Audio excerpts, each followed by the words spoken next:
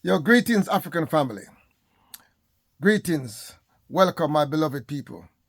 Welcome, beautiful African people. Welcome to another episode of Clear Thinking with Brother Dulani. This episode is a tribute and dedicated to the Honourable Marcus Mosiah Garvey. I just received news today that Marcus Mosiah Garvey has been exonerated for the persecution that he endured by the United States, the criminal enterprise of the United States government. They persecuted Marcus Garvey and sent him to prison, and they also deported him from America. And that has been a scar and a disgrace on Marcus Garvey's record. In their eyes, in our eyes, Marcus Garvey is the Honourable Marcus Garvey. But we welcome any action that would try to clear his name and to wipe away some of the tarnish that they're trying to tarnish his name and his legacy. So while we welcome that change, we also know that how they feel about Marcus Garvey is not that vital to us or important to us. What is more important is how we feel about Marcus Garvey. Marcus Garvey has been one of the greatest Pan-African leaders that we have had, one of the greatest African leaders that we have had, who have given us a vision of a self-determined African nation, a powerful African nation, a united African nation. And that legacy we will continue to pursue. Marcus Garvey, like any other human being, was not a perfect human being, but he was a champion. He was a champion of black liberation. He was a champion of black determination.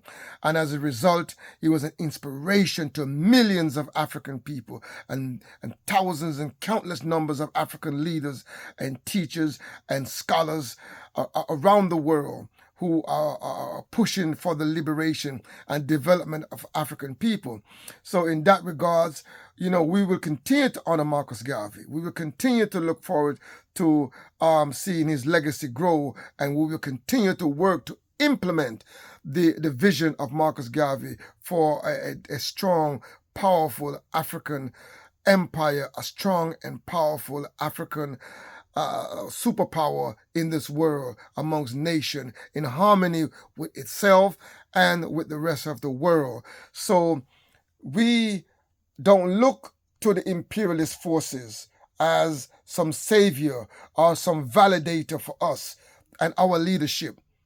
We are going to love and honor Marcus Garvey regardless of the decision they make. But we welcome that decision because in the eyes of many people in America, and we have a substantial amount of Africans who live in America, Marcus Garvey has been denied to them through the school system and to other means because he has a criminal record and he seems to be tarnished, and they don't want to push people with the claim of a criminal record. But we do know that we have a president who is going to take power in America this year who has a criminal record. Many, over I think it was 34 felony conviction, will be in power. So they cannot use conviction as a way of discrediting our leaders. And they have countless of our leaders right now still confined. Many of the Black Panther fighters are still locked away in prisons in America.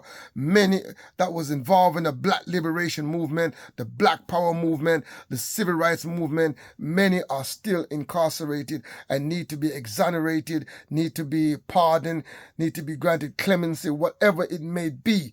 They need to be free to go back to their family. And I am calling for all these people to be free. And we as African people, we have to teach the legacy of Marcus Garvey and teach the legacy of all those great fighters who are fighting for our liberation, fighting for our freedom. They have done their part. We have to do our part. We have to implement their vision. We have to make sure that the vision of Marcus Garvey is implemented.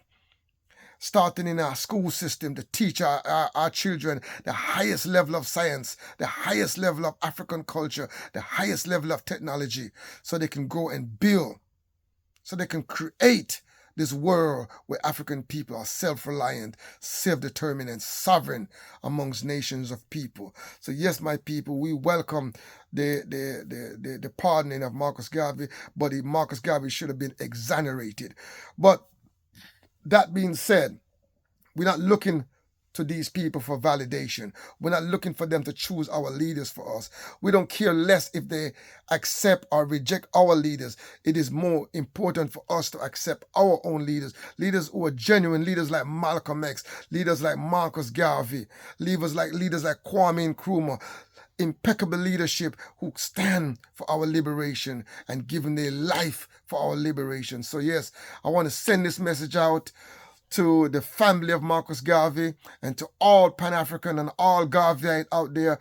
Big up on yourself, respect every time, keep pushing forward. We have to continue to fight to implement the vision of Marcus Garvey. I want to say rise up to our honourable ancestors, them, all who have given their life and sacrifice and their time and their energy towards our liberation. I want to rise them up. So respect my people, one love, one aim, one destiny every time. Long live the memory of Marcus Garvey. Ashe, Ashe, Ashe.